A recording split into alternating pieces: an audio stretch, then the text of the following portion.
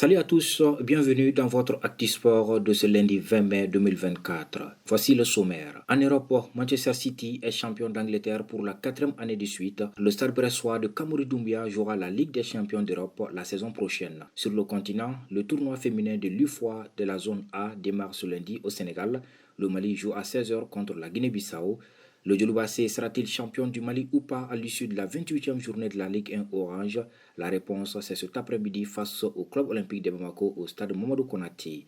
Une victoire du Djoloba-AC cet après-midi face au Club Olympique de Bamako serait synonyme de titre. En effet, avec 60 points, les Rouges du Djoloba sont leaders du championnat de Ligue 1 devant les Blancs du Stade malien qui en comptent 56 après leur succès 1-0 ce dimanche contre l'AS Real. Si le Djoloba gagne aujourd'hui, il sera à 7 points de son rival à 2 journées de la fin. Mais il n'y a pas que le titre du championnat qui sera en jeu dans cette rencontre car le COB aussi jouera sa survie. Les Olympiens sont premiers relégables.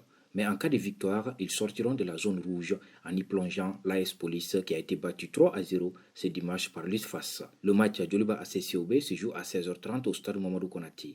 3 autres rencontres se disputent au même moment.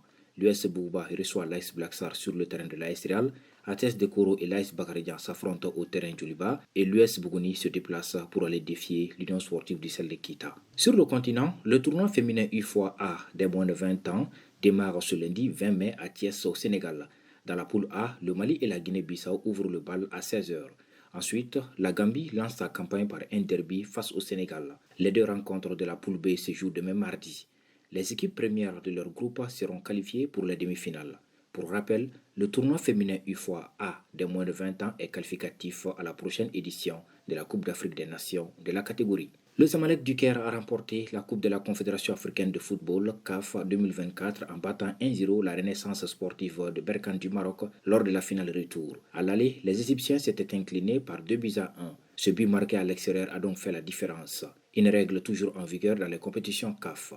Cette victoire permet aux Zamalek d'ajouter un nouveau titre à son palmarès et de rejoindre la Renaissance sportive de Berkane du Maroc au nombre de sacres dans cette compétition, mais surtout de toucher le jackpot.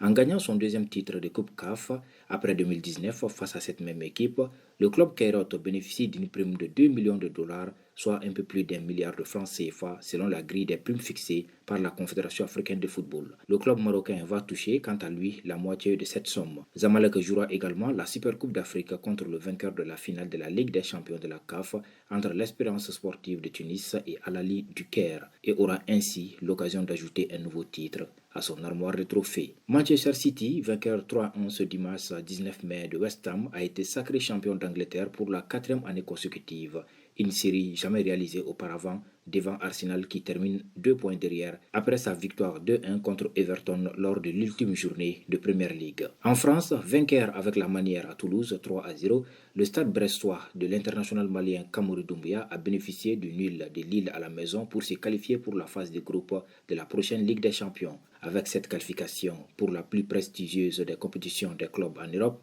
les Brestois réalisent un exploit historique.